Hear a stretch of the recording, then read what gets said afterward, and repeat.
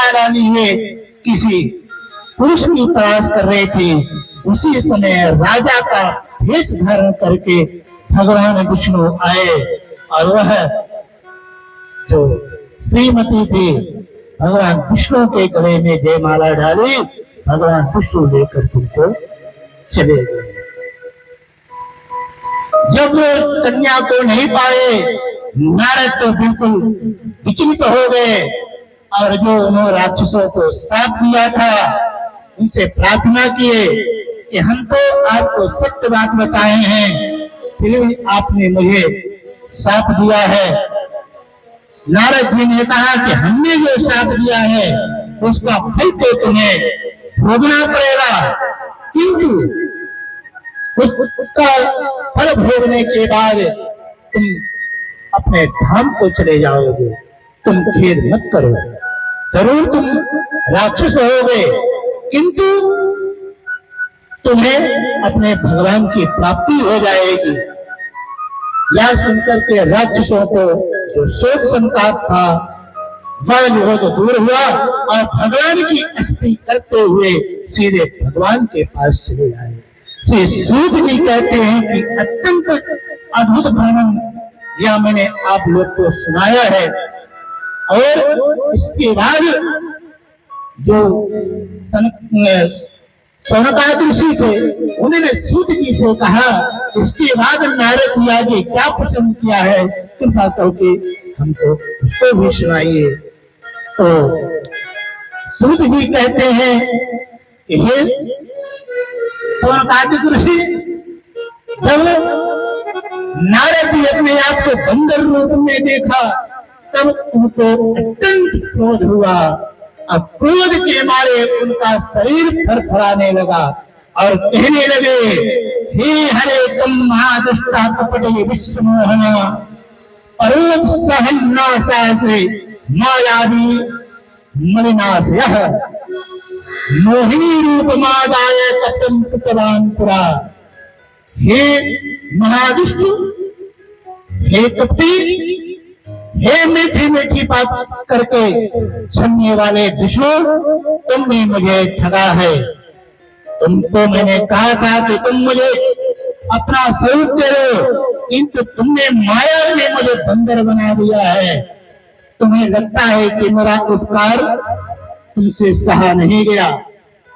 जैसे कोई अमृत मांगता हो तो अमृत के बदले उसको कोई बावड़ी पिला देता है, उसी तरह से मैंने तुमसे अच्छे स्वरूप की याचना की थी, किंतु तुमने मुझे विरूप बना दिया है। क्यों नहीं? क्योंकि तुम कपट भरी चाल हमेशा चलते हो, तुम्हारा स्वभाव कपटी है और तुम इसलिए करते हो क्योंकि तुम स्वतंत्र हो। तुम्हारे ऊपर किसी की सत्ता नहीं चलती, तुम्हारी सत्ता सर पर चलती है।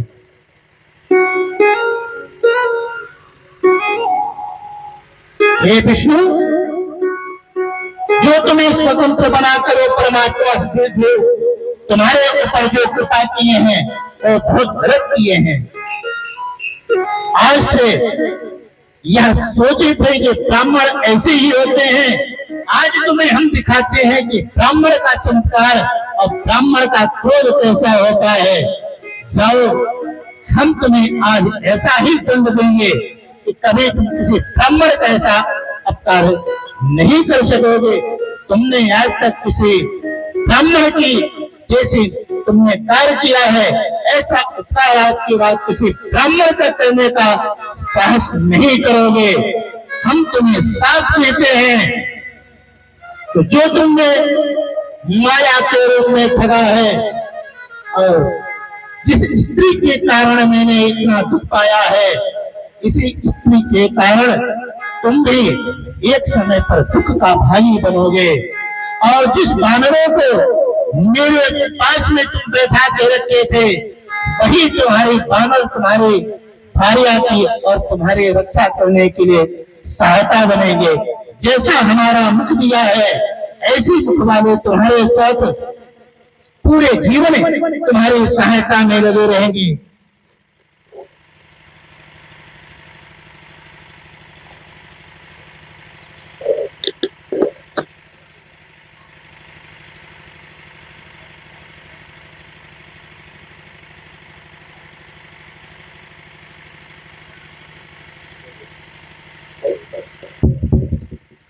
और स्त्री के लिए दूसरों का दुख देखने वाले तुम विष्णु मनुष्य का रूप धारण कर स्त्री से अलग रह करके स्त्री का वियोग दुख सहना पड़ेगा।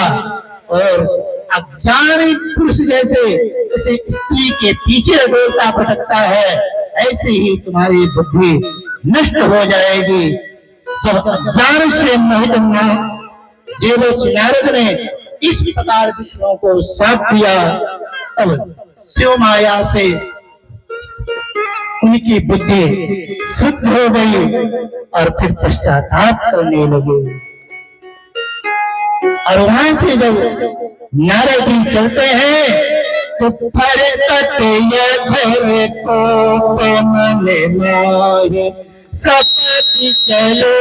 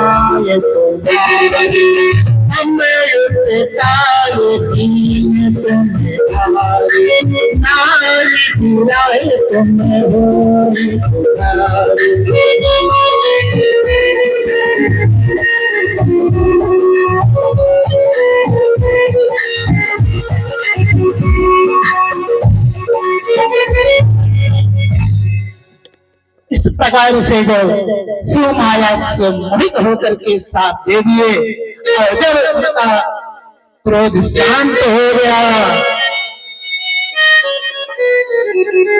तो मन में बड़ा पछतावा करने लगे। देवर्षि नारद भगवान के श्री चरणों में गिर गए और कहने लगे, निशा होई मम स्वाप कृपाला मम इच्छा कहीं दी न बचावा। कहने लगे, हे प्रभु जो मुझसे अपराध हो गया है उसको आप क्षमा कर दो, क्योंकि उस समय शिव माया से हम मोहित थे और हमारी बुद्धि प्रखर हो गई है, हमारा क्रोध शांत हो गया है। भगवान ने कहा, नारद अब जो तुमने मुझे शाप दे दिया है उसको हम अपने सिरों में धारण करता हूं। जैसा तुम शाप दिए हो उसे के अनुरूप मुझे पृथ्वी पर जन्म लेना पड़ेगा। और वही नारद जी के शाप से भगवान विष्णु राम जी बने हैं और सीता जी के साथ उनका वियोग हुआ है। वियोग होने के बाद फिर जो उनके कष्ट आए हैं वो रामचरित मानस में आप लोगों ने खूब सुना होगा। इस प्रकार से भगवान विष्णु ने नारद जी को उपदेश दिया कि हे नारद, अब तुम यहाँ से जाओ और भगवान शिव की तपस्या करो, उसी से तुम्हारा मन ठीक हो जाएगा। तुम्हें जो तुम्हारे द्वारा मुझे शाप प्राप्त हुआ है उसको मैं अंगीकार करता हूं। अब यहाँ प्रश्न आता है कि नारद जी तो जा रहे थे विष्णु लोक को, लेकिन नारद जी को तो बीच में मिल गए ना, वो तो वैकुंठ तो जा नहीं पाए, तो बीच में कैसे मिल गए? इसका भाव यही है कि उस समय नारद जी के जो चित्त में, बुद्धि में काम, क्रोध, लोभ, मोह चारों मात्रा प्रचुर भाव में थे। और जिसके भीतर काम, क्रोध, मद होता है तो वैकुंठ नहीं जाता है। इसीलिए भगवान ने कहा कि या तो है, किंतु अगर हम वैकुंठ चले जाएंगे इस भावना से हमारे पास पहुंच नहीं जाएगा। तो साप को अंगीकार करने के लिए भगवान विष्णु रास्ते में ही भेंट कर लिए कि नारद जी तो आए रहे तो भेंट कर लिया जाए।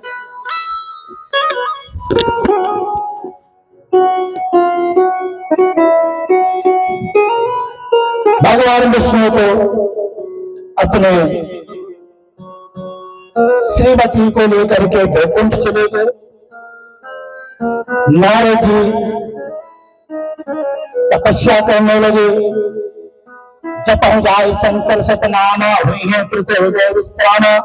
भगवान शिव के नाम को जाप करने लगे। और वो जो राक्षस थे, वो ब्राह्मण थे, उन्होंने नारद जी से कहा कि हे नारद, मेरा अपराध क्षमा करो, क्योंकि हम लोग सात्विक अधिकारी नहीं थे। हम लोग तो सिर्फ अपने भगवान की आज्ञा का पालन कर रहे थे। नारद जी ने कहा कि नहीं, अब तो कुछ परिवर्तन नहीं होगा, लेकिन इतना जरूर है कि तुम राक्षस तो बनोगे, लेकिन किसी श्रेष्ठ महापुरुष के वीर के द्वारा तुम किसी असुर रूप में जन्म लोगे, और तुम्हें मारने के लिए ही भगवान विष्णु को आना पड़ेगा। तब जाकर को कुछ राक्षसों को शांति मिली कि चलो राक्षस बनेंगे तो ठीक है, किंतु भगवान विष्णु से तो हमारा मिलन हो जाएगा, तो हमारे लिए तो आएंगे। वो वहां पर जाकर के चले गए, और वही दोनों ऋषि के वीर से दोनों राक्षस के रूप में जन्म लिए।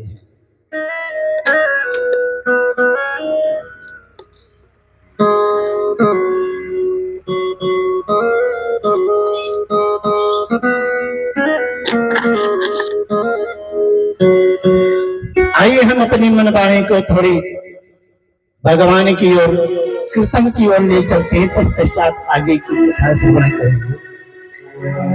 शंकर जी कहे सुनो गौरा, दुनिया में किसी का कोई नहीं।